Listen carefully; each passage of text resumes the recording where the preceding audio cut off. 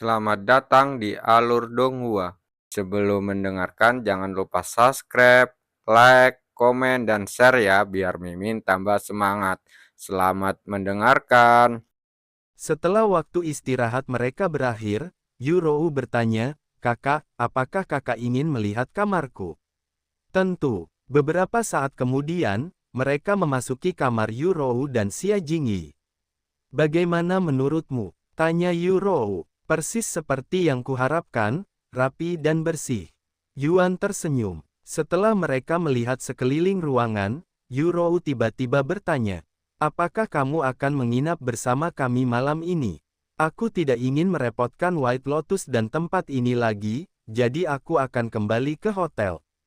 Yuan menggelengkan kepalanya. "Sebenarnya, tidak apa-apa jika kalian ingin menginap di sini. Kami punya banyak kamar tamu, dan akan lebih nyaman jika kalian berniat menghabiskan lebih banyak waktu bersama besok," kata White Lotus. "Apakah Anda yakin? Saya tidak ingin ikut campur lebih dari yang diperlukan." "Tidak apa-apa, kok. Kalau begitu, saya akan menerima tawaran Anda." "Bagus. Kamar kalian akan segera saya siapkan." White Lotus meninggalkan ruangan tak lama kemudian. "Ngomong-ngomong, ada sesuatu yang sangat penting yang ingin kukatakan padamu nanti," kata Yuan kepada Yurou beberapa saat kemudian. "Aku tidak suka mendengarnya. Apakah ini kabar buruk atau kabar baik?" Yurou sedikit mengerutkan kening. "Yah, ini bukan kabar buruk, tapi juga bukan kabar baik. Ini tentang pengembangan diri secara online dan bagaimana pengaruhnya terhadap kehidupan kita." "Aku tidak mengerti. Aku akan menjelaskannya setelah White Lotus kembali." "Baiklah." White Lotus kembali ke ruangan sekitar 5 menit kemudian. "Aku sudah menyiapkan kamar kalian untuk malam ini," katanya kepada mereka. "Terima kasih. Baiklah, karena kalian sudah di sini, mari kita lanjutkan percakapan kita. Aku ingin memberi tahu kalian di paviliun tadi. Tapi Ratu Api menyela dan aku lebih suka merahasiakan ini di antara kita." Yuan melepas topengnya dan menatap White Lotus dengan tatapan serius. "Apa yang akan kukatakan kepadamu sangat rahasia, jadi tolong rahasiakan ini bahkan dari keluargamu. Jika bocor ke publik, akan ada kehebohan, dan siapa yang tahu bagaimana reaksi orang-orang terhadapnya. Mulutku akan terkunci, apapun yang kau katakan mulai sekarang." White Lotus mengangguk. "Bagus, sekarang dengarkan baik-baik." Setelah menarik napas dalam-dalam, Yuan kemudian menceritakan kebenaran tentang cultivation online dan hubungannya dengan dunia mereka sendiri. Meskipun Yurou dan Xia Jingyi sudah tahu bahwa harta karun di dalam cultivation online dapat memengaruhi tubuh asli mereka, ini adalah berita baru bagi White Lotus, yang terkejut dan tak bisa berkata-kata bahkan sebelum pengungkapan besar itu. Dunia cultivation online, yang juga dikenal sebagai 9 surga, benar-benar ada di alam semesta ini di suatu tempat. Dan dunia kita, bumi, dulunya merupakan bagian dari 9 surga sebelum terpecah. Tunggu, White Lotus harus menghentikannya. Karena dia tidak mampu memahami semuanya sekaligus. 9 surga itu dunia nyata.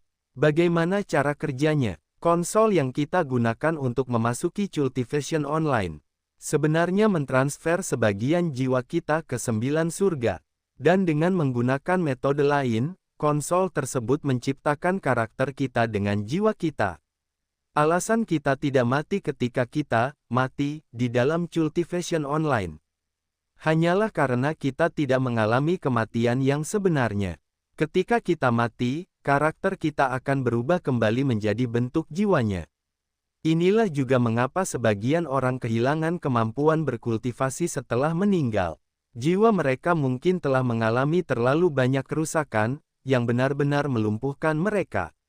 Selain itu, inilah mengapa kita hanya bisa menggunakan satu karakter saja. Terlepas dari konsol mana yang kita gunakan untuk memainkan cultivation online. Yurou dan 2 orang lainnya menatap Yuan dengan mata terbelalak lebar. "Tidak mungkin. Mengapa mereka melakukan hal seperti itu?" gumam Yurou dengan suara linglung. "Aku tidak tahu, tapi aku berencana untuk mencari tahu kebenarannya," kata Yuan. Namun, sekarang setelah kamu tahu bahwa karaktermu sebenarnya adalah jiwamu, tolong lakukan yang terbaik untuk menghindari kerusakan, karena itu dapat merusak jiwamu. Jiwamu pada dasarnya adalah rohmu, keberadaanmu sendiri. Jika rusak, kamu akan berubah menjadi apa yang mereka sebut idiot. Dan jika jiwamu hancur, kamu pada dasarnya mati tanpa kesempatan untuk bereinkarnasi. Jika ini benar, bukankah seharusnya kita memperingatkan publik agar mereka berhenti bertindak sembrono di Cultivation Online? Tanya White Lotus. Ya, tapi ada kemungkinan besar banyak orang akan berhenti bermain Cultivation Online. Aku tidak tahu apa yang direncanakan Kaisar Langit, tapi jelas game itu membutuhkan banyak orang. Jika sejumlah besar orang tiba-tiba berhenti bermain, siapa yang tahu apa yang mungkin dilakukan Kaisar Langit selanjutnya, kata Yuan. Lalu dia melanjutkan, sebagian besar jiwa kita sudah terperangkap di dalam 9 surga. Kita semua pada dasarnya disandera oleh Kaisar Langit.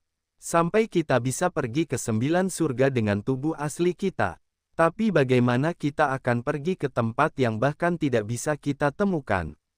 Tanya Yurou. Aku sudah punya firasat. Aku hanya butuh waktu untuk memikirkannya. Jika kau benar-benar ingin memperingatkan orang-orang tentang bahaya terluka di Cultivation Online, maka kau harus melakukannya tanpa mengungkapkan kebenaran kepada mereka, kata Yuan kepada White Lotus beberapa saat kemudian. Aku mengerti. Aku akan melakukan yang terbaik. Aku tidak ingin keluargaku atau murid-murid faksiku menderita karena ini. Terima kasih telah mengatakan yang sebenarnya, Yuan. Aku akan melihat Cultivation Online dari sudut pandang yang baru sekarang. Malam itu, White Lotus menghampiri Yuan dan berkata kepadanya, aku sudah berbicara dengan ayahku tentang membeli harta karunmu di Cultivation Online, dan dia telah menyetujuinya. Jika kau tidak sibuk, kita bisa melakukannya sekarang. Tetapi jika kau bersikeras melakukannya nanti, aku bisa menunggu. Ayo kita lakukan sekarang. Yuan mengangguk, dan dia melanjutkan. Aku akan menemuimu di tempat yang sama seperti terakhir kali dalam beberapa jam lagi. Bagus. Kami punya banyak konsol yang tidak terpakai. Anda bisa menggunakan salah satunya. Kalau begitu, sampai jumpa lagi nanti. Setelah mendapatkan konsol, Yuan berbaring di tempat tidurnya dan memasuki Cultivation Online. Selamat datang kembali, kakak Yuan. Xiao Hua menyapanya saat ia memasuki kultivasi online. Apakah kita akan segera menaiki tangga menuju surga? Tanya Feng Yuxiang. Tidak, belum. Aku hanya kembali sementara untuk menjual beberapa barang berharga. Yuan menggelengkan kepalanya. Meskipun begitu, masih lama sebelum aku menantang tangga menuju surga. Aku masih punya urusan yang membutuhkan perhatianku. Beberapa waktu kemudian, Yuan tiba di restoran bersama para musisi, di mana ia pertama kali bertemu dengan White Lotus. Yuan, White Lotus melambaikan tangan kepadanya dari mejanya. Tentu saja, dia dikelilingi oleh para pemuda yang mencoba mendekatinya lagi. Ketika para pemuda itu melihat Yuan, mereka mencibir dengan jijik. Namun, ketika Yuan melepaskan sebagian auranya, para pemuda itu mulai berlari menyelamatkan diri. Ini bukan tempat yang tepat untuk memamerkan harta karunku. Tapi aku tetap ingin menikmati tempat ini sebentar sebelum kita memulai bisnis kita, kata Yuan padanya. Tidak masalah. Saya juga berpikir kita bisa menikmati musik sejenak sebelum urusan bisnis kita dimulai. Setelah memesan makanan dan teh, keduanya dengan tenang menikmati pertunjukan di tengah restoran. Sekitar 1 jam kemudian, White Lotus bertanya kepadanya, kemana sebaiknya kita pergi untuk menyelesaikan urusan kita? Kita bisa menyewa hotel di suatu tempat dan melakukannya di sana, katanya dengan tenang. Boleh juga. Setelah selesai makan dan merasa puas dengan hiburan yang mereka dapatkan, keduanya menyewa kamar di hotel terdekat. Baiklah, ini semua harta karun yang ingin saya jual. Yuan kemudian membuang semua harta karun yang telah ia peroleh dari keluarga Gu dan Sekte Darah. White Lotus menatap tumpukan besar harta karun di atas tempat tidur dengan mata terbelalak. Ada begitu banyak harta benda sehingga meja tidak muat untuk semuanya. Karena itu saya menggunakan tempat tidur. Ini jauh lebih dari yang kubayangkan, gumamnya dengan suara linglung. Jumlah harta karun yang terbentang di hadapannya saat ini lebih banyak daripada yang telah dikumpulkan oleh keluarga dan faksinya sejak awal permainan. Bagaimana mungkin dia bisa mendapatkan begitu banyak harta? Seolah-olah dia telah merampok seluruh sekte. White Lotus tidak percaya. Tenang saja, kata Yuan padanya sambil duduk di meja dan mulai mempelajari simbol-simbol Arai. Apa yang sedang kamu lakukan? Ia tak kuasa menahan diri untuk bertanya. Saya sedang mempelajari simbol Arai. Simbol-simbol ini lebih penting dan banyak digunakan daripada yang saya sadari. Setelah hening sejenak, dia berbicara lagi, Yuan, harta karun sebanyak ini terlalu banyak untuk saya telusuri sendiri. Jika kau tidak keberatan, bolehkah aku meminta bantuan? Pengawal kepercayaanku, Jasmine, dan ayahku kebetulan juga berada di kota ini. Tentu saja, itu bukan kebetulan. Dia telah mempersiapkannya untuk berjaga-jaga jika terjadi sesuatu. Tentu, aku tidak keberatan, kata Yuan dengan santai. Terima kasih. Saya akan segera menghubungi mereka.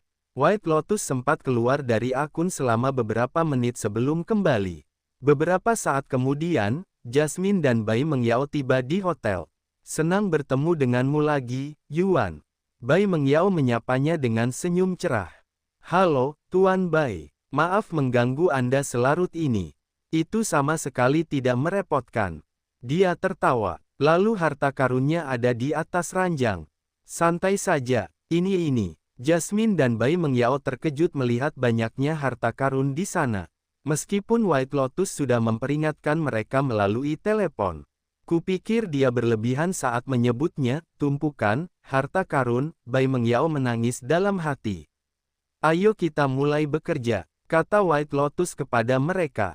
Maka, mereka bertiga mulai memeriksa harta karun satu per satu. Sementara Yuan fokus pada simbol-simbol susunannya. Meskipun Yuan tidak memperhatikan White Lotus dan kelompoknya karena dia mempercayai mereka. Makhluk-makhluk di dalam tubuhnya terus mengawasi setiap gerak-gerik mereka. Untuk berjaga-jaga jika mereka memiliki rencana yang aneh. Sekitar 1 jam kemudian, Bai Mengyao menyeka keringat di dahinya dan menghela napas dengan gugup. Sebagian besar harta karun ini adalah tingkat bumi dan tingkat surga. Sejujurnya, ini akan membuat kita bangkrut jika kita mencoba membeli semuanya. Aku tahu, White Lotus menghela napas. Mereka berdua sebelumnya berencana untuk membeli semua harta karun Yuan. Tetapi setelah melihat betapa banyaknya harta karun yang tersedia, mereka langsung mengurungkan niat tersebut. Meskipun aku sudah tahu apa yang kuinginkan. Aku akan melihat-lihatnya lagi untuk berjaga-jaga, kata White Lotus beberapa saat kemudian. Saya juga. Maka, mereka mulai memeriksa harta karun itu lagi. 1 jam kemudian, White Lotus kembali kepada Yuan dan berkata kepadanya, kami sudah siap. Yuan mengangguk dan berhenti mempelajari simbol-simbol susunan. Kami ingin membeli harta karun ini. Bai Mengyao meletakkan semua harta karun yang ingin mereka beli di atas meja di hadapannya. Terdapat total 52 harta karun. Dan sebagian besar merupakan harta karun tingkat bumi dengan beberapa harta karun tingkat surga. Tentu, Yuan mengangguk tanpa memeriksa harta karun itu terlebih dahulu. Untuk penetapan harga, agar sebisa mungkin, kami akan menggunakan Coplier Auctions sebagai referensi. Jika Anda memiliki keberatan, beritahu kami. Aku tidak keberatan, kata Yuan. Bagus. Sebagian besar harta karun tingkat bumi dijual seharga 10 juta hingga 100 juta dolar saat ini. Dan harta karun tingkat surga harganya berkisar antara 200 juta hingga 400 juta dolar tergantung pada tingkat dan kegunaannya. Kami memiliki 42 harta karun tingkat bumi dan 10 harta karun tingkat surga. Kami akan membiarkan Anda menentukan harga untuk masing-masing harta karun tersebut. Yuan melirik harta karun itu dan berkata, bagaimana kalau 2 miliar untuk semuanya? Hah, mereka menatapnya dengan mata terbelalak. Apakah itu terlalu mahal? Saya tidak keberatan menurunkan harganya. Bukan itu. Ternyata harganya lebih murah dari yang kita kira. Bai Mengyao cepat-cepat menyela. Ini diskon. Anggap saja ini sebagai ucapan terima kasihku atas beberapa hari terakhir. Jika kalian mau, kalian bisa memilih barang-barang berharga lainnya, kata Yuan kepada mereka. Apakah kau yakin? Kami tidak ingin memanfaatkanmu, White Lotus ragu-ragu. Tidak apa-apa, Yuan mengangguk sambil tersenyum. Lagi pula, semua harta benda ini tidak berguna baginya. Dan dia ingin mereka merasa berhutang budi kepadanya. Jika sewaktu-waktu dia membutuhkan bantuan mereka di masa depan. Setelah mendapat persetujuan Yuan untuk membeli lebih banyak harta karun darinya dengan harga diskon. Keluarga Bai kembali ke tempat tidur dan mulai memilih lebih banyak harta karun untuk dibeli. Pada akhirnya, mereka memutuskan untuk membeli semua harta miliknya. Berapa harga yang kau inginkan untuk semua harta karun ini? Tanya Bai Mengyao kepadanya. Yuan memandang harta karun itu dan merenung. Total ada 201 harta karun. Bagaimana kalau 10 miliar? Anda bisa dengan mudah mendapatkan kembali 10 miliar. Bahkan lebih banyak lagi jika Anda memutuskan untuk menjualnya nanti. Bai Mengyao berpikir sejenak sebelum mengangguk, setuju. Aku akan membeli semua hartamu seharga 10 miliar. Bagus. Senang bisa berbisnis dengan Anda. Yuan menjabat tangannya. Nanti kamu bisa memberikan informasi rekening bankmu kepada putriku. Kami akan mengirimkan uangnya sesegera mungkin. Minimal 3 hari. Tapi seharusnya bisa kami kirimkan besok, kata Bai Mengyao. Tenang saja, Yuan mengangguk. Adapun harta karun itu, kau bisa mengambilnya sekarang. Kau yakin, kita bisa menunggu sampai pembayarannya selesai, kata White Lotus. Tidak apa-apa, lagi pula, aku ingin menyingkirkannya secepat mungkin. Barang-barang itu memakan terlalu banyak tempat. Bai Mengyao menelan ludah dengan gugup setelah melihat betapa santainya Yuan memperlakukan harta karun ini. Seolah-olah dia hanya membuang sampah di obral barang bekas. Meskipun harta karun tingkat bumi dan surga sangat berharga bagi pemain lain. Di mata Yuan, harta karun itu bisa dianggap sampah. Bahkan, dia masih memiliki beberapa harta karun tingkat dewa yang rencananya akan dia jual di rumah lelang. Di mana dia pasti akan mendapatkan lebih banyak uang daripada menjualnya kepada keluarga Bai. Sekali lagi, terima kasih telah menjual harta karun ini kepada kami. Saya akan memastikan semuanya digunakan dengan sebaik-baiknya. White Lotus membungkuk kepadanya dengan hormat. Yuan keluar dari permainan dan segera menelepon Wang Ming setelah itu. Hei, masuk ke Cultivation Online dan temui aku di alun-alun kota. Aku punya beberapa hal untukmu, kata Yuan kepadanya. Tentu saja, beberapa waktu kemudian, Yuan bertemu dengan Wang Ming di alun-alun kota. Hei, bagaimana perayaan ulang tahun adikmu? Dan kapan kau berencana kembali? Rumah besar ini terasa kosong tanpa kehadiranmu, tanya Wang Ming kepadanya. Pesta ulang tahunnya berjalan cukup baik, tapi tidak sepenuhnya lancar. Jangan khawatir, semuanya sudah diurus. Soal kapan kami akan kembali, aku belum yakin, tapi mungkin tidak lebih dari seminggu. Saya mengerti, saya tidak akan menanyakan detailnya sekarang. Tetapi pastikan untuk memberi tahu kami tentang hal itu ketika Anda kembali. Ngomong-ngomong, apa yang Anda punya untuk saya? Yuan menyerahkan sebuah cincin spasial kepadanya dan berkata, aku ingin kau menjual harta karun ini di Coplayer Auctions. Maksudmu rumah lelang online yang digunakan semua keluarga besar itu. Kudengar popularitas mereka meroket setelah kau menjual barang di sana, kenang Wang Ming. Ya, dan pastikan untuk memberi tahu mereka bahwa harta ini dari saya. Mereka akan memperlakukanmu lebih baik dengan begitu. Aku agak takut melihat bagian dalamnya, oh. Apakah kau ingin aku menjualnya satu persatu atau semuanya sekaligus? Tanya Wang Ming. Kamu akan mendapatkan lebih banyak jika menjualnya satu persatu. Lagi pula, semuanya adalah harta karun tingkat dewa. Dewa, seru Wang Ming dengan suara terkejut sebelum menutup mulutnya sendiri. Terakhir kali barang kelas dewa terjual di platform itu adalah saat kamu menjual kecapi itu. Dan itu baru harta karun berkualitas rendah. Semua ini adalah harta karun berkualitas tinggi. Jadi seharusnya bisa terjual dengan mudah seharga 1 miliar. Yuan tersenyum. Begitu, kapan Anda ingin saya menjualnya? Wang Ming melanjutkan pertanyaannya. Kapanpun kamu mau. Aku baru saja mendapatkan 10 miliar dari penjualan harta karun lainnya. Jadi aku tidak terburu-buru untuk mendapatkan lebih banyak uang sekarang. 10 miliar. Apa yang kau jual sampai menghasilkan uang sebanyak itu? Lupakan saja, aku bahkan tidak ingin tahu. Wang Ming menggelengkan kepalanya. Ada lagi yang ingin Anda minta saya lakukan?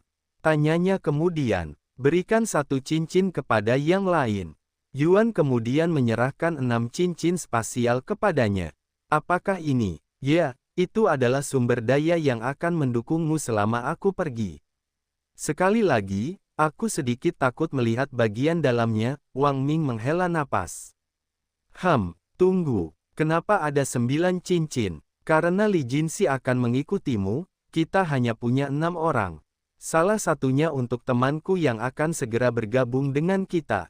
2 cincin lainnya untuk adikku dan temannya. Berikan kepada mereka saat ada kesempatan. Saya mengerti. Yuan kemudian keluar dari Cultivation Online dan pergi beristirahat.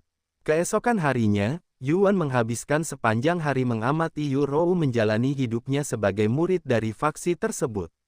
Pada hari keduanya di faksi tersebut, Yu Rou memutuskan untuk menantang Yuan. Silakan berlatih tanding denganku, kata Yu Rou kepadanya dengan ekspresi serius di wajahnya. Tentu, Yuan mengangguk tanpa ragu, dan jangan berani-beraninya kau bersikap lunak padaku. Aku tidak akan melakukannya. Yuan tersenyum di balik topengnya. Dengan hanya berbekal pedang kayu di tangannya, Yuan mulai memukuli Yu Rou hingga dia tidak bisa lagi berdiri tegak. Pertarungan itu sangat timpang sehingga hampir terlihat seperti lelucon. Aku tahu aku bilang jangan bersikap lunak padaku, tapi apa kau harus sebrutal itu? Aku hanya bisa merasakan sakit sekarang. Keluh Yu Rou setelah sesi sparring berakhir beberapa menit kemudian. Beginilah cara saya biasanya berlatih dengan orang-orang di faksi saya. Dan saya tidak memukulmu sekeras itu. Kamu terlalu berlebihan. Berlebihan. Lihat tanganku. Sudah memar. Yuan tertawa. Akan sembuh dalam beberapa jam. Kalau kupikir-pikir lagi, ini pertama kalinya kau memukulku, kata Yu Rou beberapa saat kemudian. Ini tidak dihitung. Ini latihan tanding. Sudahlah, aku terlalu lelah untuk berurusan denganmu sekarang. Tiba-tiba, salah satu murid di sana mendekati Yuan dan membungkuk kepadanya, maaf. Senior Yuan. Bolehkah saya juga meminta untuk berlatih tanding dengan Anda? Yuan memandang gadis yang imut dan lembut ini lalu mengangguk, tentu. Beberapa waktu kemudian, tak lama setelah sesi sparring keduanya berakhir. Sesi ketiga pun menyusul, dan ini akan berlanjut hingga Yuan telah melakukan sparring dengan semua orang di sana.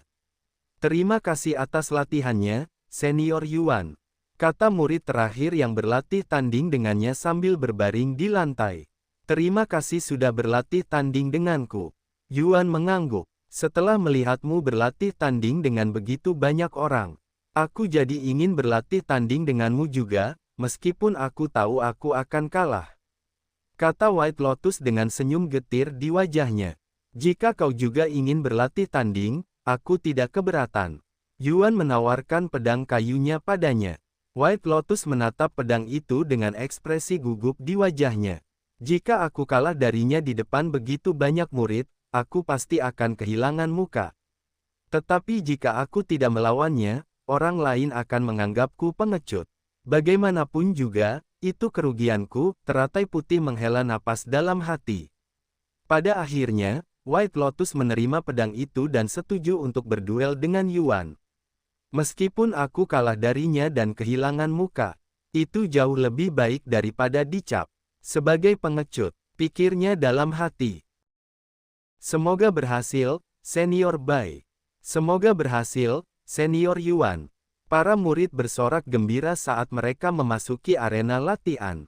Siap kapanpun kau siap, kata Yuan kepada White Lotus, yang berdiri beberapa meter jauhnya dengan ekspresi serius di wajahnya. Aku datang, seru White Lotus tepat sebelum mendekatinya dengan pedang kayu. Yuan dengan tenang dan santai menghindari serangan itu, tetapi White Lotus segera melancarkan serangan kedua. Yuan dengan mudah memblokirnya dengan pedang kayunya. Lumayan, dia mengayunkan pedangnya, memaksa White Lotus mundur beberapa langkah.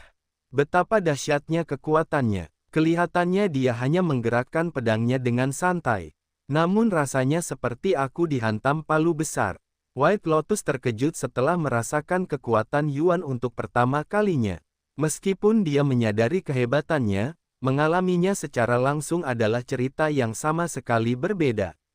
Apakah kamu baik-baik saja? Tanya Yuan padanya ketika dia berhenti bergerak. Maaf, aku kehilangan fokus sejenak. Itu tidak akan terjadi lagi. White Lotus mengencangkan cengkeramannya pada pedang dan kembali menyerang Yuan. Para murid yang tadinya bersorak gembira dengan cepat berhenti. Ketika menyadari betapa timpangnya pertarungan antara Yuan dan White Lotus. Kupikir Senior Bai akan mampu menekannya meskipun hanya sedikit. Tapi melihat mereka sekarang, pertarungan mereka sepertinya tidak berbeda dari latihan tanding sebelumnya. Dia memperlakukannya seperti anak kecil, sama seperti yang dia lakukan pada kita semua. Para murid terkejut ketika menyadari hal ini. Senior Yuan jauh lebih bijaksana dan kuat dari yang saya duga. Saya penasaran tingkat kultivasi apa yang telah beliau capai. Melihat bagaimana dia menghadapi Senior Bai dengan begitu mudah, dia pasti sudah menjadi Master Roh. Lebih tepatnya seorang Grandmaster Roh. Yu Rou dan Xia Jingyi berpikir dalam hati setelah mendengar topik pembicaraan mereka. 15 menit kemudian, White Lotus ambruk ke tanah dan berkata dengan suara lelah, "Aku menyerah." "Terima kasih atas latihannya," kata Yuan padanya sebelum mengulurkan tangannya. White Lotus meraihnya dengan senyum kekalahan di wajahnya. Para murid mulai bersorak lagi meskipun pemimpin faksi mereka kalah. Karena pertarungan itu menghibur, dan mereka banyak belajar sebagai penonton. "Berapa biaya untuk mempekerjakanmu untuk melatih kami?" tanya White Lotus kepadanya dengan nada agak bercanda setelah kembali berdiri. "Jika kalian datang ke Gunung Spiral Naga, aku bisa melatih kalian secara gratis." Serius, White Lotus tidak menyangka akan mendapat jawaban seperti itu dan terkejut mendengarnya. "Ya, kita punya banyak ruang di sana, dan sepertinya menyenangkan. Seperti semacam kolaborasi antar faksi." Dia mengangguk. "Kalau begitu, saya akan mempertimbangkan tawaran Anda dengan serius." Beberapa saat kemudian, Ratu Api muncul dan berkata, "Kalian sedang melakukan apa? Kelihatannya menyenangkan. Kau masih di sini. Kenapa kau tidak pergi saja? Lagi pula kau sudah mencapai tujuanmu datang ke sini," kata White Lotus padanya. "Aku akan pergi saat Yuan pergi," kata Ratu Api dengan kurang ajar.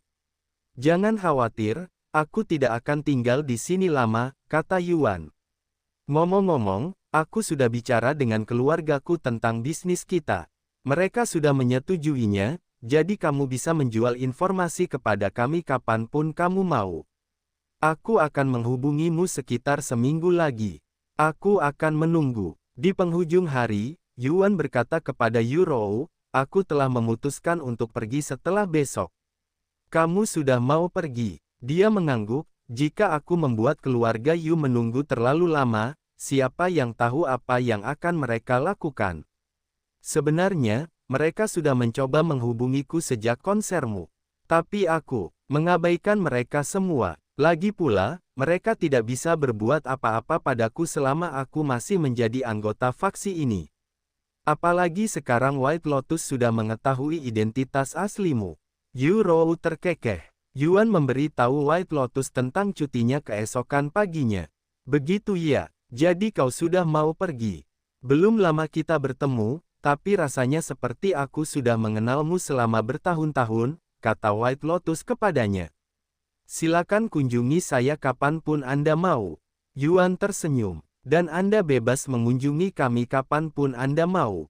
Faksi kami akan selalu membuka pintunya untuk Anda. Senang mendengarnya. Setelah seharian bersama Yurou, Yuan juga menghabiskan malam terakhirnya tidur bersamanya. Jangan melakukan hal-hal gila saat pulang nanti, kakak, kata Yurou kepada mereka saat mereka bersiap untuk tidur. Aku akan berusaha untuk tidak melakukannya, tapi itu akan sulit. Selama kamu tidak melakukan sesuatu yang akan membuatmu menjadi penjahat, aku tidak akan mempermasalahkannya. Yuan mengangguk diam-diam sambil tersenyum.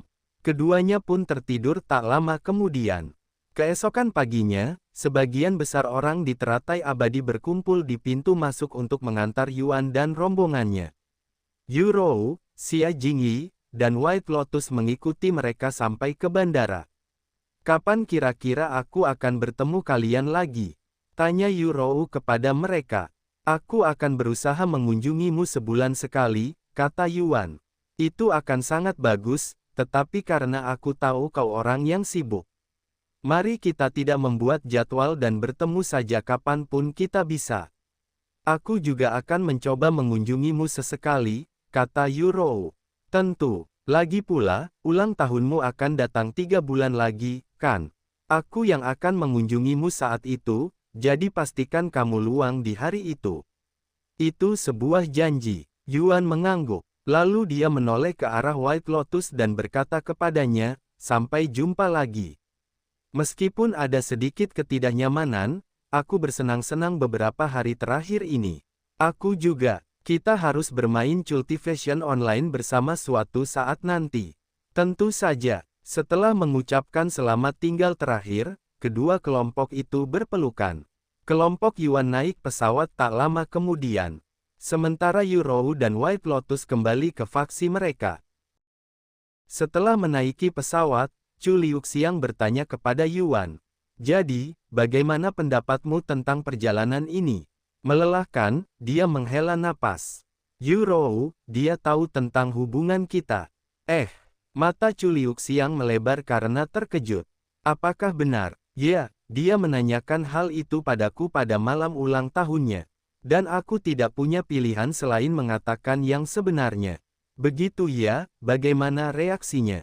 Sejujurnya aku tidak tahu. Dia sepertinya baik-baik saja dengan itu, tapi dia juga sepertinya tidak senang.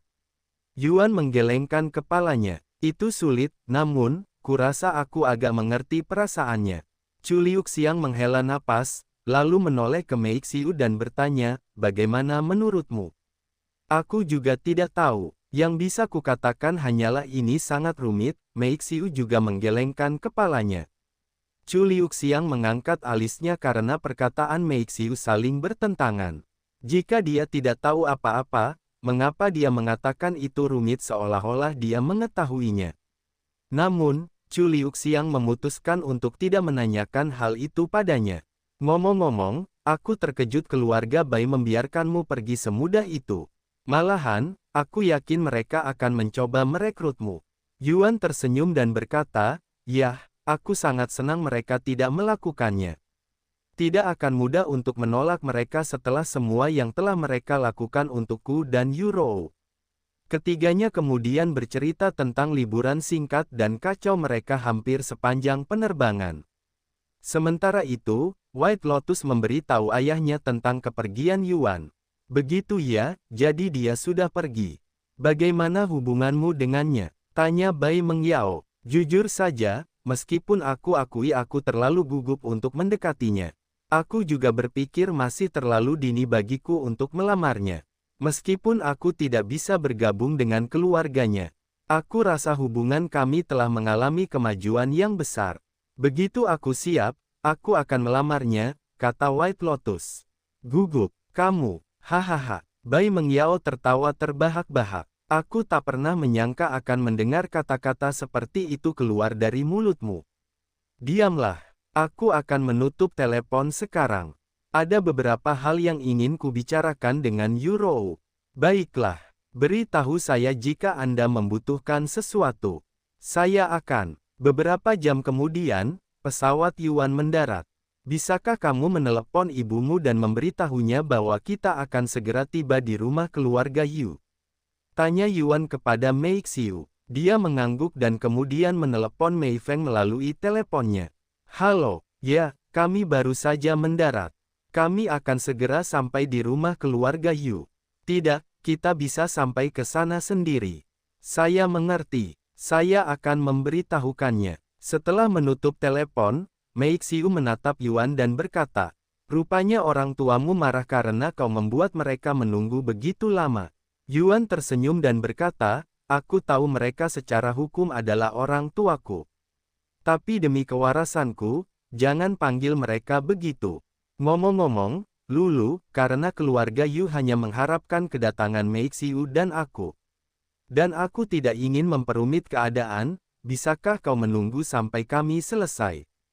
Mereka orang-orang yang cukup jahat, jadi kurasa kau juga tidak ingin bertemu dengan mereka. Chu Liuxiang terkekeh, sayang sekali aku sudah bertemu dengan orang tuamu.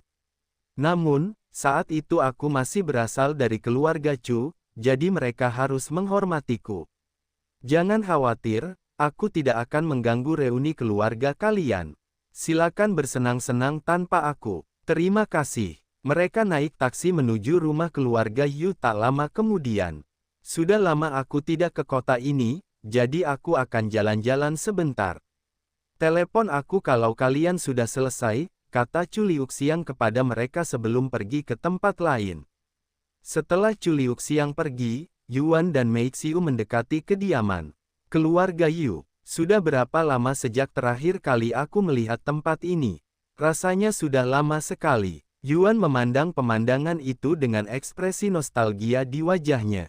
Meskipun masa kecilnya mengerikan, dia masih memiliki beberapa kenangan indah tentang tempat ini.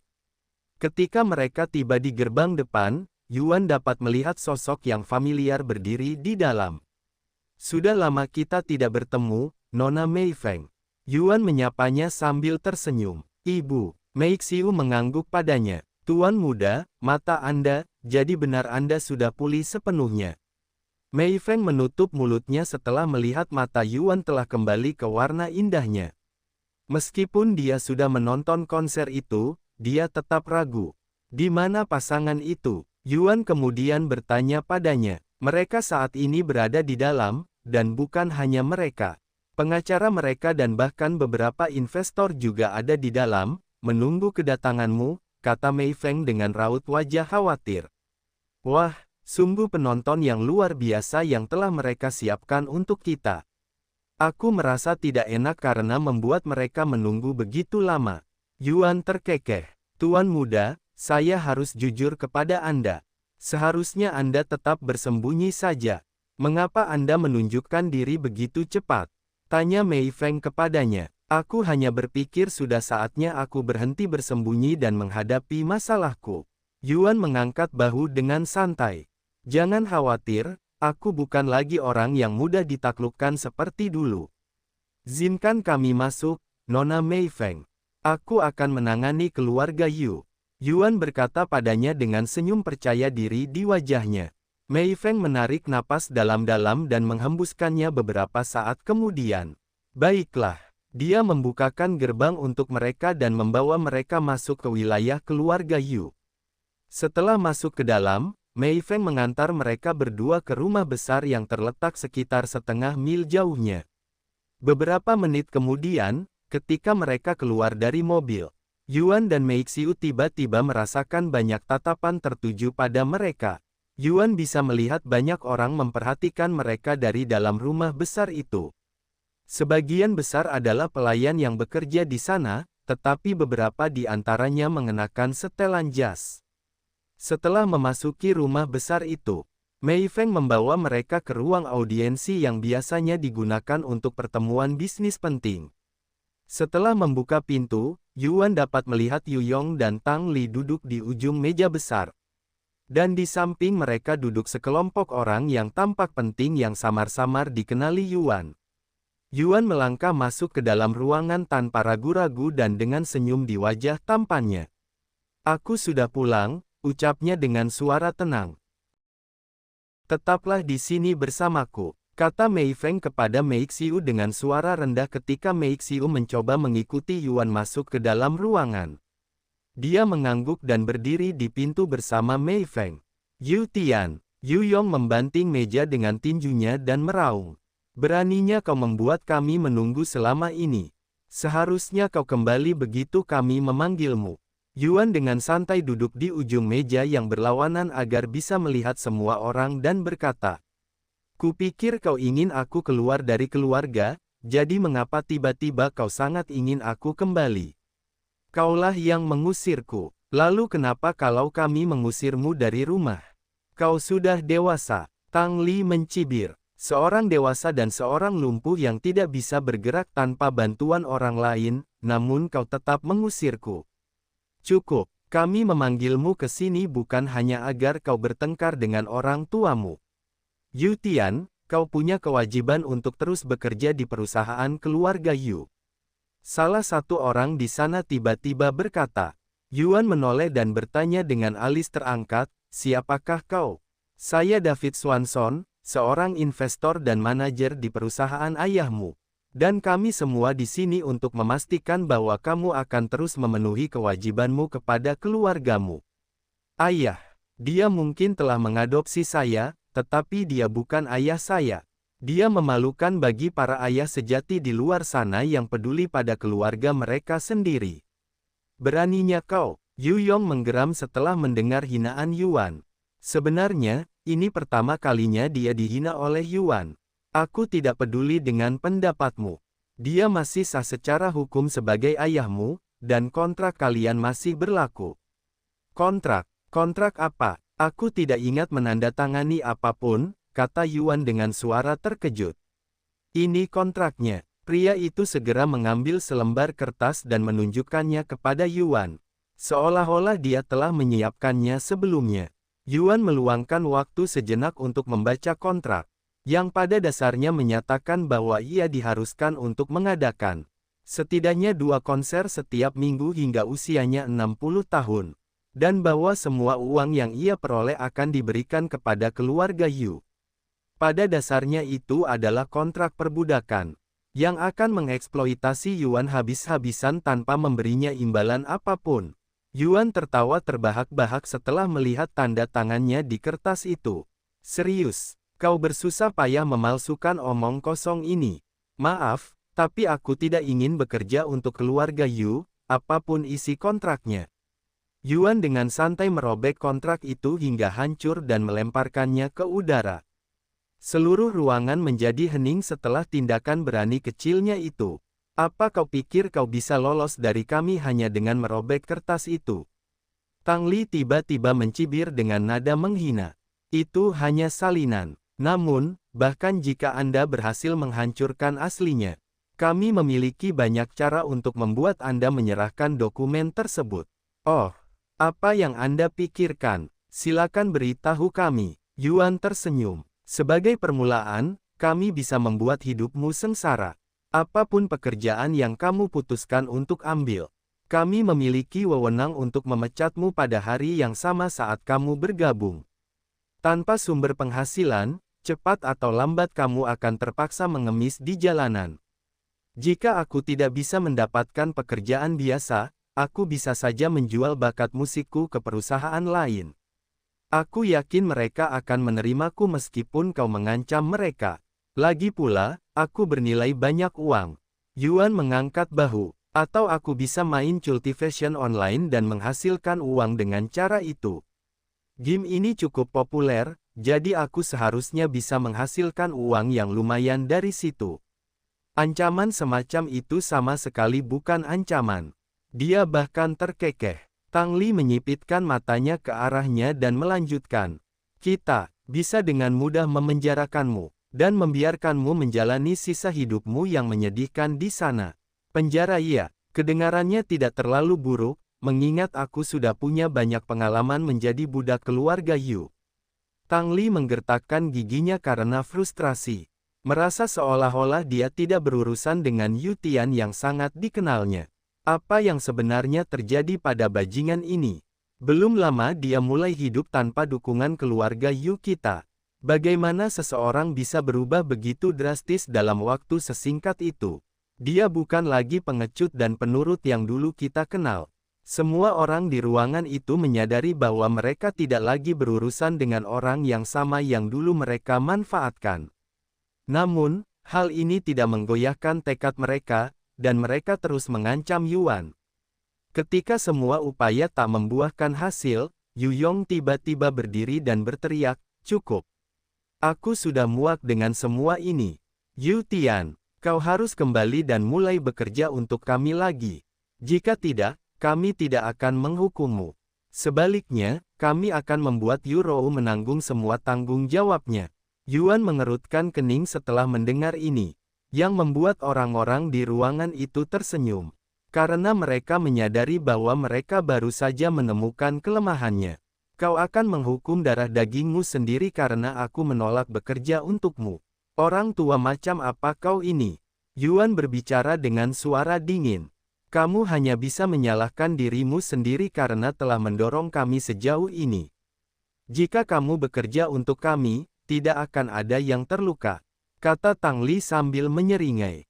"Yu Rou saat ini adalah anggota faksi, teratai abadi, kan? Jika kita menekan pemimpin mereka, Bai Lian Hua, yang masih muda dan kurang berpengalaman, dia pasti akan dikeluarkan dari faksi. Begitu itu terjadi, kita bisa melakukan apapun yang kita inginkan padanya dan kau tidak bisa berbuat apa-apa." Orang-orang di sana meningkatkan tekanan pada Yuan.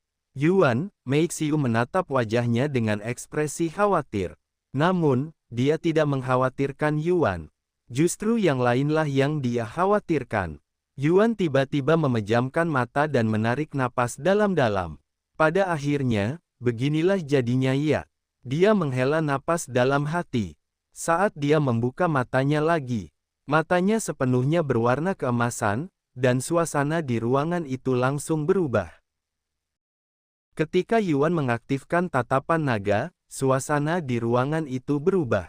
Dan seolah-olah suhu turun hingga di bawah titik beku, orang-orang di ruangan itu mulai gemetar tanpa henti. "Hei kau, apa-apa yang kau pikir sedang kau lakukan?" Yu Yong berbicara dengan suara gemetar. Meskipun Yuan menggunakan tatapan naga, dia tidak ingin orang-orang ini berhenti berfungsi. Jadi dia menggunakan daya keluaran terendah yang mungkin.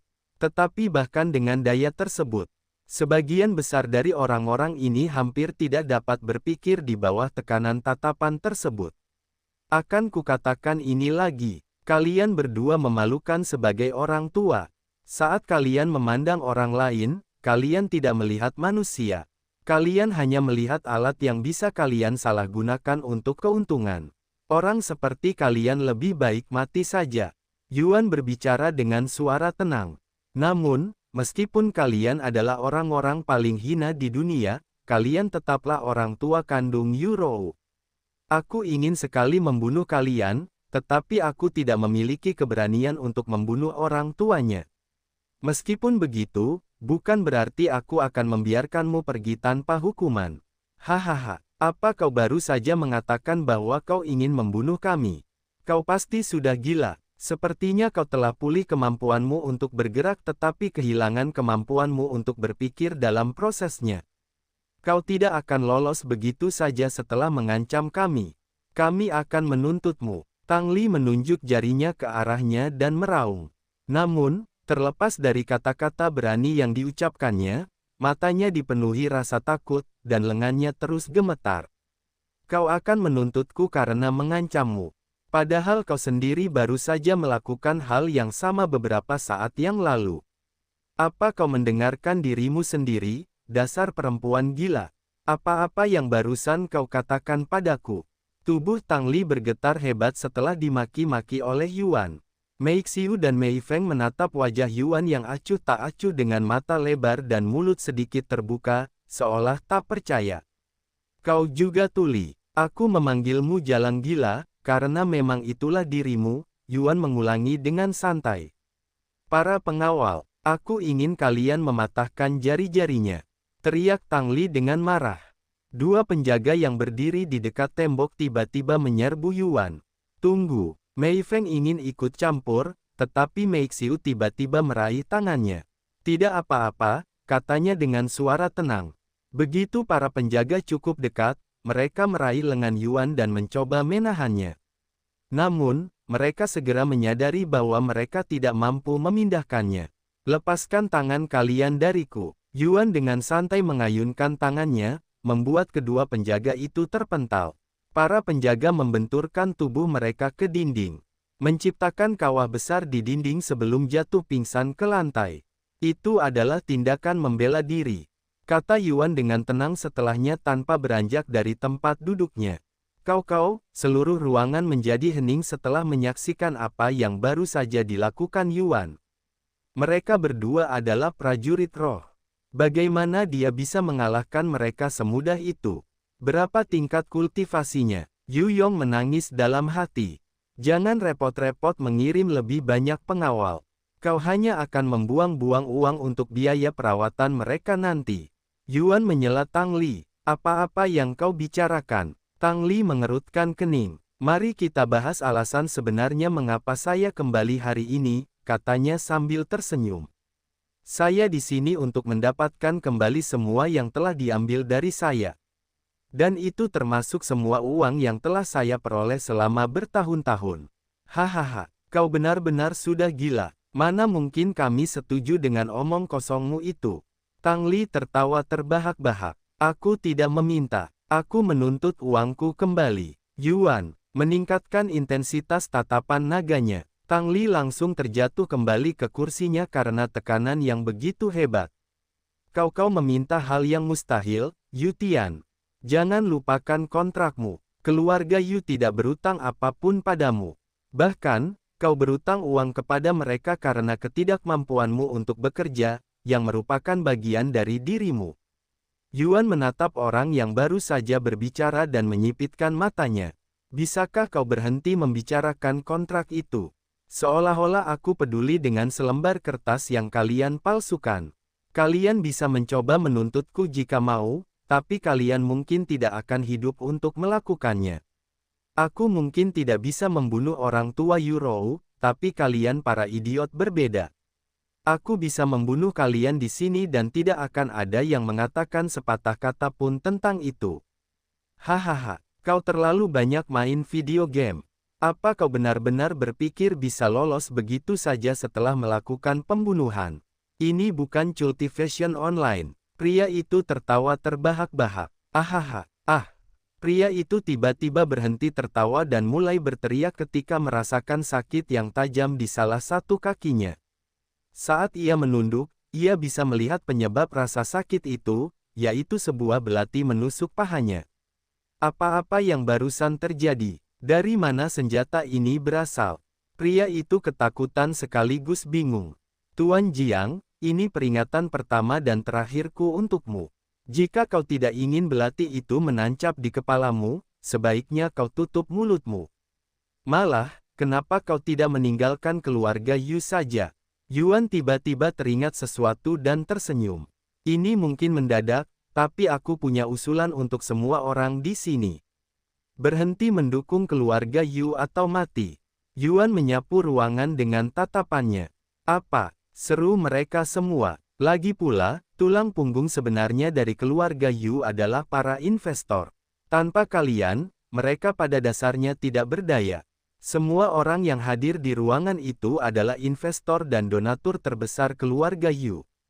Tanpa mereka, keluarga Yu akan langsung kehilangan lebih dari 90% kekuasaannya. Selain itu, karena dia tidak bisa membunuh orang tua Yurou, dia harus menghukum mereka dengan cara lain. Dan ini hanyalah salah satu dari sekian banyak cara yang ada dalam pikirannya. Kau benar-benar gila, mana mungkin kami mendengarkanmu. Kau hanya anak kecil yang agak kurang waras. Begitu, jika ancaman untuk membunuhmu tidak cukup untuk meyakinkanmu, izinkan aku memberimu alasan lain untuk meninggalkan keluarga Yu. Senyum misterius muncul di wajah Yuan. Lalu dia melanjutkan, pemain Yuan, saya yakin kalian semua pernah mendengar namanya. Bagaimana jika saya memberi tahu kalian bahwa saya mengenalnya secara pribadi, dan saya dapat mengatur pertemuan dengannya untuk kalian semua? Apakah kalian akan berhenti mendukung keluarga Yu? Saya yakin kalian akan mendapatkan keuntungan lebih banyak dari pemain Yuan daripada dari keluarga Yu. Pemain Yuan, apakah kau serius? Anda kenal pemain Yuan? Para investor di sana ragu karena alasan yang jelas. Itu omong kosong. Dia tidak kenal pemain Yuan. Dia hanya mencoba mempermainkan kalian semua. Yu Yong membanting meja dan berteriak. Benar, tidak mungkin orang biasa seperti dia mengenal pemain Yuan. Padahal identitas aslinya pun tidak diketahui siapapun. Tang Li juga angkat bicara. Para investor saling memandang. Setelah hening sejenak, salah satu dari mereka berkata, "Jika kau bisa membuktikan kepada kami bahwa kau mengenal pemain Yuan, aku akan berhenti mendukung keluarga Yu." Tuan Yo, apa yang Anda katakan? Yu Yong menatapnya dengan kaget. Bukti, tentu, aku bisa membuktikan padamu bahwa aku mengenal pemain Yuan. Yuan mengangguk, masih dengan senyum di wajahnya. Namun, sebelum saya memberikan bukti, saya ingin berbicara tentang alasan lain mengapa saya berada di sini hari ini. Setelah menonaktifkan tatapan naganya, Yuan menoleh ke arah Mei Feng dan melanjutkan bicaranya. Nona Mei Feng, keluarga Yu akan segera bangkrut, jadi mengapa Anda tidak bekerja untuk saya saja? Hah? Mata Mei Feng membelalak kaget. Semoga berhasil. Sesuai kontraknya, dia akan bekerja untuk kita seumur hidup kecuali dia membayar biaya pembatalan kontrak sebesar 50 miliar dolar. Bahkan jika kita bangkrut atau menjadi tunawisma, dia tetap harus bekerja untuk kita, kata Tang Li dengan seringai lebar di wajahnya. Jika aku tidak peduli dengan kontrakku dengan keluarga Yu, mengapa aku harus peduli dengan kontraknya? Yuan mengangkat alisnya. Kau boleh mengabaikan kontrakmu sesuka hatimu, tapi itu tidak berarti dia akan mengikuti kenekatanmu. Benar begitu, Mei Feng. Jika kau mengabaikan kontrak dan mengkhianati keluarga Yu, bukan hanya kau yang akan mendapat masalah, tetapi juga keluargamu. Tang Li menatapnya dengan tatapan mengancam. Mei Feng menatap Tang Li, lalu menatap Mei Xiu. Dia benar, Tuan Muda. Saya tidak bisa mengabaikan kontrak saya. Saya memiliki kewajiban untuk memenuhi kontrak saya. Tolong jangan mempersulit saya atau putri saya, Mei Feng menghela napas. Begitu, sayang sekali, tapi kau tak perlu merasa sedih karenanya. Yuan menggelengkan kepalanya. Jika Anda tidak dapat mengabaikan kontrak Anda, maka Anda dapat dengan mudah membatalkan kontrak tersebut dengan cara membeli jalan keluar. Tuan Muda, saya tidak punya 50 miliar dolar. Mungkin bukan sekarang, tapi kau akan segera memilikinya. Yuan tersenyum padanya. Dan jika saya membantu Anda mendapatkan cukup uang untuk membatalkan kontrak Anda, apakah Anda akan melakukannya? Saya, tidak apa-apa. Sebenarnya aku tidak ingin kau menjawab pertanyaan itu. Yuan tiba-tiba menyela. Ia kembali memusatkan perhatiannya pada orang-orang di meja dan melanjutkan. Apakah ada di antara kalian yang dapat menghubungi ketua Li dari asosiasi kultivator? Apa hubungannya dia dengan ini? Tanya mereka. Kau ingin bukti bahwa aku kenal pemain Yuan, kan? Hubungi dia dan kau akan mendapatkannya. Setelah hening sejenak, salah seorang dari mereka berkata, saya akan menghubungi ketua Li. Setelah ia menekan nomor-nomor tersebut, semua orang menunggu ketua Li menjawab telepon. Beberapa dering kemudian, sebuah suara terdengar dari pengeras suara yang terbuka. Ini ketua Li dari asosiasi kultivator yang berbicara. Selamat pagi, ketua Li. Ini David Swanson. Sudah lama kita tidak berbicara. Apakah Anda masih ingat saya? Tentu saja, Tuan Swanson. Sumbangan Anda kepada asosiasi kultivator tidak akan pernah dilupakan. Ngomong-ngomong, ada yang bisa saya bantu hari ini. Begini, saya punya teman di sini yang ingin berbicara dengan Anda. Apakah Anda keberatan meluangkan sedikit waktu Anda untuk kami? Tentu, saya bisa meluangkan waktu. David Swanson menatap Yuan dan mengangguk. Hei, Ketua Li, ini aku, kata Yuan lantang. Haha, suara ini, Ketua Li langsung mengenali suara Yuan. terutama karena ia pernah mendengar Yuan berbicara beberapa hari yang lalu di konser. Apa yang terjadi? Apakah sesuatu terjadi antara Anda dan Tuan Swanson? Tanya Ketua Li dengan suara khawatir. Ketika orang-orang di sana mendengar jawaban Ketua Li, mereka semua mengangkat alis. Kurang lebih seperti itu, kata Yuan. Lalu dia melanjutkan, saya mengatakan kepadanya bahwa saya mengenal pemain Yuan. Tetapi dia tidak percaya dan bahkan meminta bukti. Dapatkah Anda, Ketua Li dari Asosiasi Kultivator, membuktikan kebenaran pernyataan saya? Tentu saja, jawab Ketua Li seketika. Tuan Swanson, bisakah Anda mendengar saya? Saya bisa. Dengarkan saya baik-baik, Tuan Swanson. Saya dapat mengkonfirmasi klaimnya. Dia benar-benar mengenal pemain Yuan. Bahkan, mereka hampir berteman baik. Apapun yang Anda lakukan, sebaiknya jangan membuat teman saya marah. Kata Ketua Li dengan suara tegas. Semua orang di ruangan itu terkejut dengan kata-kata Ketua Li. Setelah tersadar dari lamunannya, David Swanson berkata, tunggu sebentar, Ketua Li. Bukannya saya tidak percaya, tapi apakah Anda tahu siapa yang baru saja berbicara? Dia bahkan tidak memperkenalkan diri. Aku bisa mengenalinya hanya dari suaranya. Lagi pula, kami sudah sering berbicara. Dia Yu Tian, benar. Itu benar, gumam David Swanson, tak berani mempercayai apa yang didengarnya. Kalau begitu, aku tidak ada lagi yang ingin kukatakan padamu. Temanku Yu Tian, jika kau membutuhkan sesuatu, jangan ragu untuk menghubungiku, oke? Nanti aku akan bicara denganmu. Ketua Li langsung menutup telepon. Seluruh ruangan menjadi hening dan tak seorang pun di sana mengucapkan sepatah kata pun selama 1 menit penuh. Karena saya telah menerima pesan Ketua Li bahwa Anda mengenal pemain Yuan. Saya ingin bertanya lagi, apakah Anda yakin dapat membantu kami bertemu dengan pemain Yuan? David Swanson menatap Yuan dengan mata menyipit. Tentu saja, kita bahkan bisa bertemu dengannya setelah ini jika kamu mau. Lagi pula, dia sedang berada di kota ini.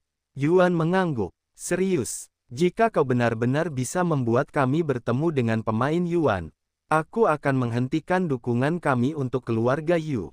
Kata David Swanson. Aku juga, seru yang lain. Tak lama kemudian, semua orang di ruangan itu sepakat untuk berhenti mendukung keluarga Yu. Membuat Yu Yong dan Tang Li benar-benar kebingungan. Apa-apa yang kalian bicarakan, tolong katakan padaku bahwa kalian semua hanya bercanda. Yu Yong berbicara dengan suara gemetar setelah para investor keluarga Yu setuju untuk berhenti mendukung mereka. Meskipun kau bertemu dengan pemain Yuan, tidak ada jaminan dia akan bekerja sama denganmu. Bahkan, aku berani bertaruh semua uangku bahwa dia tidak akan mau. Itu adalah risiko yang bersedia saya ambil, kata David Swanson dengan tenang. Meskipun dia tidak menyebutkannya, sebenarnya dia takut menyinggung perasaan Yu Tian lagi karena hubungannya dengan Yuan. Jika mereka terus menyinggung Yu Tian, ada kemungkinan besar mereka juga akan menyinggung Yuan. Dan berdasarkan rumor yang beredar tentang Yuan, dia bukanlah orang yang ingin mereka singgung meskipun mereka harus memutuskan semua hubungan dengan keluarga Yu. Selain itu, sejak Yu Tian berhenti memainkan musik untuk mereka, keuntungan mereka menurun drastis. Keluarga Yu dalam kondisi saat ini tidak layak untuk diinvestasikan. Dan para investor ini sudah berpikir untuk memutuskan hubungan dengan keluarga Yu. Seandainya ulang tahun Yu Rou jatuh seminggu lebih lambat, para investor ini pasti akan menghentikan dukungan mereka untuk keluarga Yu atas kemauan mereka sendiri. Sekarang setelah kalian kehilangan semua dukungan utama, apa yang akan kalian lakukan, Ibu? Ayah, Yuan menatap mereka dengan jijik. Tatapannya begitu dingin sehingga membuat keduanya merasa seolah-olah telah dilempar ke jurang. Kalau kalian tidak akan lolos begitu saja, kalian semua akan menyesalinya. Tang Li berbicara dengan gigi terkatup. Ayo pergi, kita berangkat. Yu Yong berdiri. Kau pikir kau mau pergi kemana? Mata Yuan kembali berubah menjadi keemasan. Lalu ia melanjutkan dengan suara dingin, kau selesai di sini ketika aku bilang kau sudah turun. Sekarang, duduklah kembali. Tekanan luar biasa tiba-tiba menimpa Yu Yong dan Tang Li, menyebabkan mereka terjatuh ke tempat duduk mereka. Jangan lupa, kau masih berutang uang padaku. Aku akan membiarkanmu menyimpan 50 miliar. Karena itulah jumlah yang Nona Mei Feng butuhkan untuk melunasi kontraknya, tetapi sisanya adalah milikku. Hahaha, mana mungkin kami memberimu uang. Tang Li tertawa terbahak-bahak seperti orang gila. Yuan menghela napas panjang. Aku sebenarnya tidak ingin sampai melakukan ini, tapi... Dia menoleh ke arah Mei Xiu dan berkata, bisakah kau membuatkanku teh? Permintaan itu sangat tiba-tiba dan tak terduga, tetapi Mei Xiu langsung mengerti apa yang ingin dia lakukan. Tentu, Ibu, bisakah Ibu membantuku? Sudah lama sekali, jadi aku lupa cara membuat teh. Mei Xiu meraih tangannya dan menariknya untuk membuat teh. Mei Xiu, apa yang terjadi? Tanya Mei Feng padanya begitu mereka pergi. Siapa yang tahu? Dia mengangkat bahu. Sementara itu, di dalam ruangan, Yuan menoleh ke arah para investor dan berkata, aku tidak lagi membutuhkan kalian semua. Pergilah ke asosiasi kultivator dan tunggu aku di sana. Kalian akan bertemu dengan pemain Yuan menjelang akhir hari. Para investor masih ragu padanya, tetapi mereka tidak punya pilihan. Mereka jelas-jelas berhadapan dengan monster yang diciptakan oleh keluarga Yu. Oh, baiklah, sebelum kalian semua pergi, saya punya satu pertanyaan lagi. Bagaimana dengan kontraknya? Kontrak apa yang Anda maksud? Tanya David Swanson sambil mengangkat alisnya. Yang saya tanda tangani dengan keluarga Yu. Para investor saling memandang dan tertawa, kami tidak tahu apa yang kalian bicarakan. Kontrak seperti itu tidak ada. Yuan tersenyum setelah mendengar kata-kata mereka dan mengangguk, kalau begitu, sampai jumpa lagi nanti. Tentu saja, kontrak itu memang ada, tetapi para investor di sana tahu apa yang Yuan coba lakukan. Jadi mereka tidak punya pilihan selain melupakan kontrak tersebut. Setelah semua orang di ruangan itu kecuali Yu Yong dan Tang Li pergi, Yuan memusatkan perhatiannya pada mereka. Menurut kalian, apa yang harus kulakukan dengan kalian berdua? Tanyanya sambil perlahan mendekati mereka. Yu Yong dan Tang Li ingin berlari, tetapi mereka tidak mampu menggerakkan tubuh mereka, seolah-olah mereka dirantai ke kursi. Jadi kalian berdua berhasil mencapai prajurit roh tingkat pertama.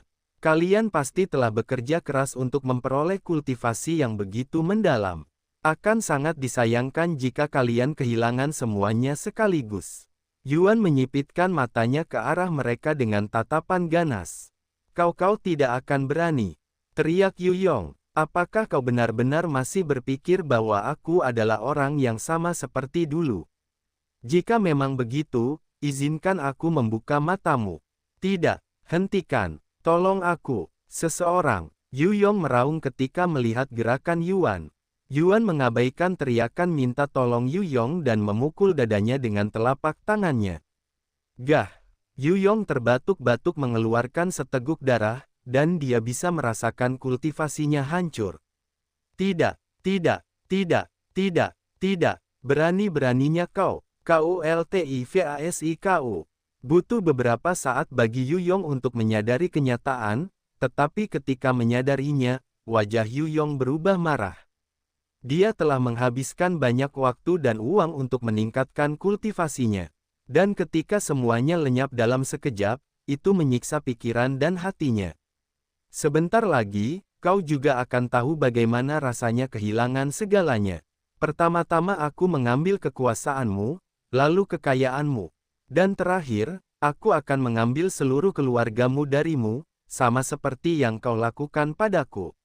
Yuan kemudian menoleh dan menatap Tang Li yang ketakutan. Kumohon, tunggu, ampuni aku salah. Jangan sakiti aku akan melakukan apapun yang kau inginkan. Aku bisa menghancurkan kontrak Mei Feng dan menyerahkannya padamu. Kumohon, aku masih ibumu. Namun, wajah Yuan menjadi semakin dingin setelah mendengar kata-katanya. Kau berani menyebut dirimu ibuku setelah semua yang telah kau lakukan. Tekanan di dalam ruangan meningkat. Jangan pernah berani menyebut dirimu ibuku lagi. Teriak Yuan sambil menusukkan telapak tangannya ke dada wanita itu, menghancurkan dantiannya. Tidak, Tang Li bisa merasakan seluruh energi spiritual di tubuhnya lenyap dalam beberapa saat berikutnya. Yuan menarik napas dalam-dalam untuk menenangkan diri. Setelah menghancurkan kultivasi Yu Yong dan Tang Li, Mei Xiu dan Mei Feng kembali ke kamar dengan secangkir teh. Tak lama setelah Yuan menghancurkan tempat tinggal Yu Yong dan Tang Li, dan melihat darah berlumuran di mulut dan pakaian pasangan itu. Apa-apa yang terjadi di sini? Tuan muda, apa yang Anda lakukan? Mei Feng ketakutan saat melihat pemandangan itu. Jangan khawatir, aku tidak membunuh mereka. Aku hanya menghancurkan dantian mereka, mengambil kultivasi mereka selamanya, kata Yuan dengan suara tenang. Mei Feng langsung terdiam. Apa yang terjadi padanya sejak kunjunganku beberapa bulan lalu? Dia berubah menjadi orang yang sama sekali berbeda. Dia kejam dan tak kenal ampun. Mei Feng menangis dalam hati. Yu Tian, kau tidak akan lolos begitu saja. Gumam Yu Yong dengan suara rendah meskipun dadanya terasa sakit. Oh, seharusnya saya sebutkan ini sebelumnya, tapi saya bukan lagi Yu Tian, katanya. Panggil aku Yuan, itu namaku sekarang. Apa? Baik Yu Yong maupun Tang Li menoleh menatapnya dengan mata lebar penuh ketidakpercayaan. Tuan muda, Anda tidak bermaksud, tanya Mei Feng dengan suara gemetar. Ya, saya pemain Yuan, saya sudah menjadi pemain sejak awal. Dia mengangguk, membenarkan kecurigaan mereka. Mustahil. Baik Yu Yong maupun Tang Li mulai merasakan emosi yang belum pernah mereka alami sebelumnya. Setelah mengetahui kebenaran di balik pemain Yuan, tak satu pun dari mereka menyangka bahwa putra mereka yang cacat itu ternyata adalah pemain Yuan. Itu adalah pengungkapan yang mengejutkan dan membuat mereka hampir gila. Selama ini kita malah mengejar-ngejar putra kita sendiri. Saat kenyataan ini meresap ke dalam pikiran mereka, Yuan berkata, saya ingin semua uang saya, kecuali 50 miliar masuk ke rekening bank ini pada akhir hari. Jika aku tidak melihat uang itu sampai saat itu, aku akan kembali dan melumpuhkan kalian berdua sepenuhnya. Dan jangan coba-coba menghentikanku. Tidak ada seorang pun di dunia ini yang dapat menghentikanku untuk mengambil kembali apa yang menjadi hakku. Lagi pula, jangan kira aku sudah melupakan saat kalian menyewa orang untuk menculik Mei Xiu. Satu persatu, aku akan membalas dendam. Kalian berdua telah menyiksaku selama bertahun-tahun. Aku tidak akan membiarkan balas dendamku berakhir begitu saja. Setelah meletakkan informasi rekening banknya di atas meja di hadapan mereka, Yuan menonaktifkan tatapan naganya dan mulai mendekati Mei Feng. Nona Mei Feng, saya sudah membayar mereka 50 miliar yang dibutuhkan agar Anda meninggalkan keluarga Yu. Saya tidak akan memaksa Anda untuk bekerja untuk saya. Dan saya juga tidak akan memberitahu Anda apa yang harus dilakukan mulai sekarang. Karena Anda bebas melakukan apapun yang Anda inginkan. Yuan mengambil cangkir teh dari tangannya dan meminumnya dalam sekali teguk. Mungkin kau memiliki mimpi yang ingin kau wujudkan. Atau mungkin kau ingin melakukan pekerjaan lain. Apapun itu, kuharap kau dapat menemukan kebahagiaan dalam kehidupan barumu. Jika kau membutuhkan bantuan, kau selalu dapat menghubungiku.